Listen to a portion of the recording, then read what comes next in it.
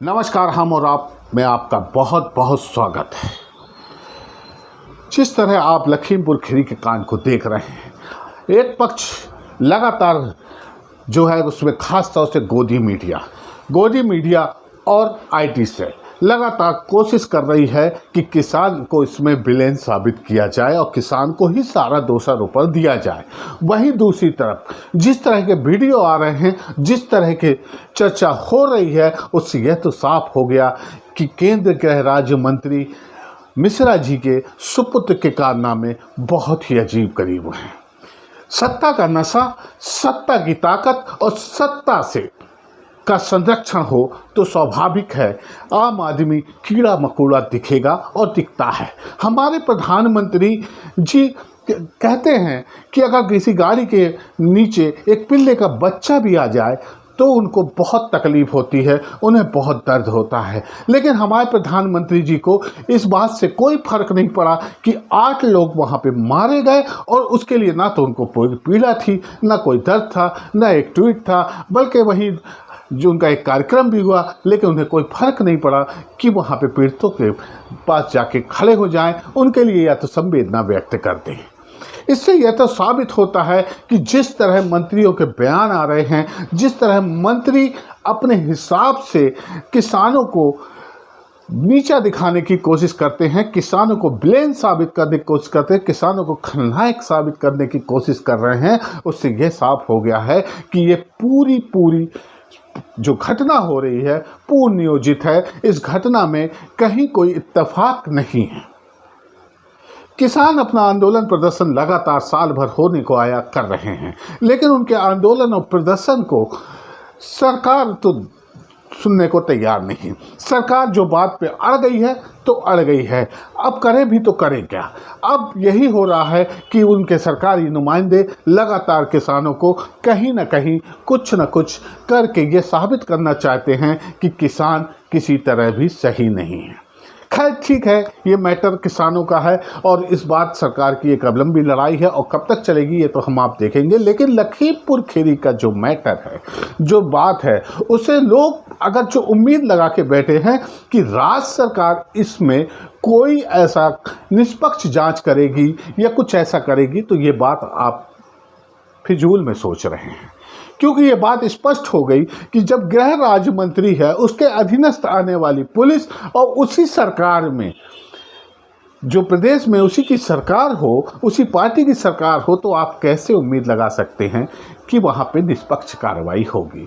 यदि आपको इस पे यकीन ना हो तो सबसे पहले आप विधायक तोमर जी का वो कांड आपको याद होगा, रेप कांड, जिसके पीड़िता के पिता को थाने में पीट के मार दिया गया था। लगातार वो पीड़िता आवाज़ उठाती थी, मीडिया भी कुछ आवाज़ उठाता रहा, लेकिन तोमर जी के खिलाफ किसी तरह की कोई कार्रवाई नहीं हुई।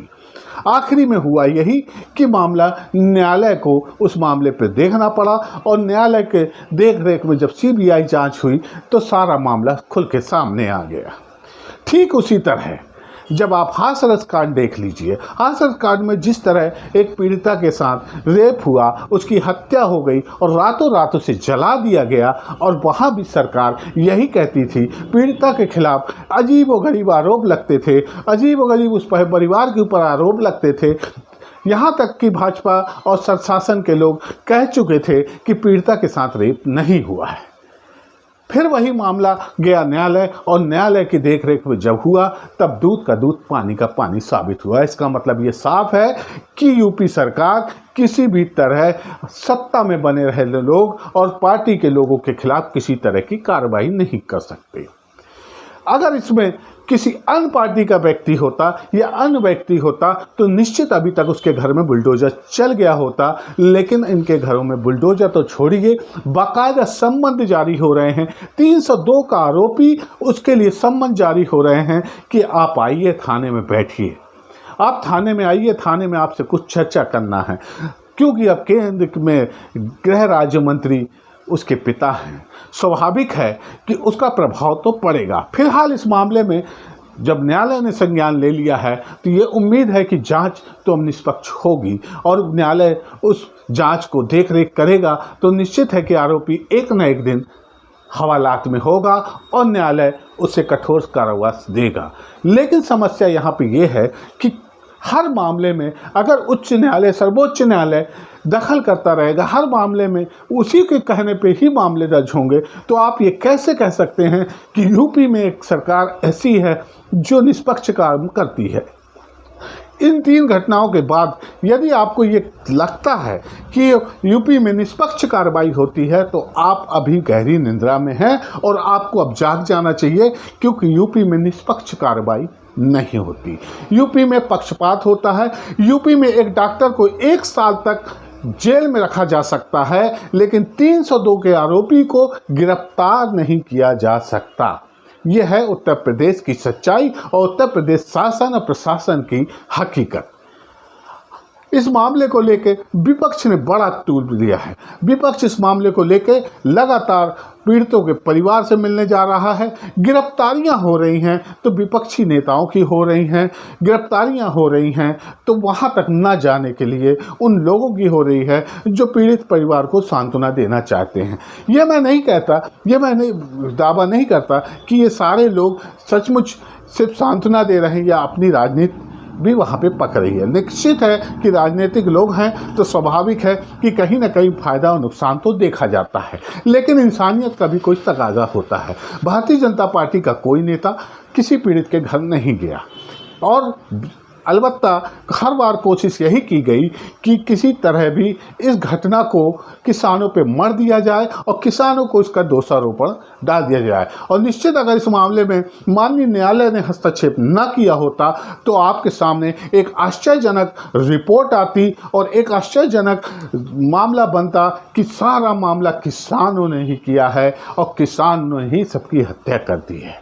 हो सकता था, ये बनने के लिए कोई वक्त वो नहीं था, लेकिन अभी फिलहाल न्यायालय इस मामले को देख रहा है, इसलिए उम्मीद रखिए कि न्याय होगा और निश्चित न्याय होगा। लेकिन आप ये मत सोचिए कि राज्य सरकार कोई न्याय करेगी।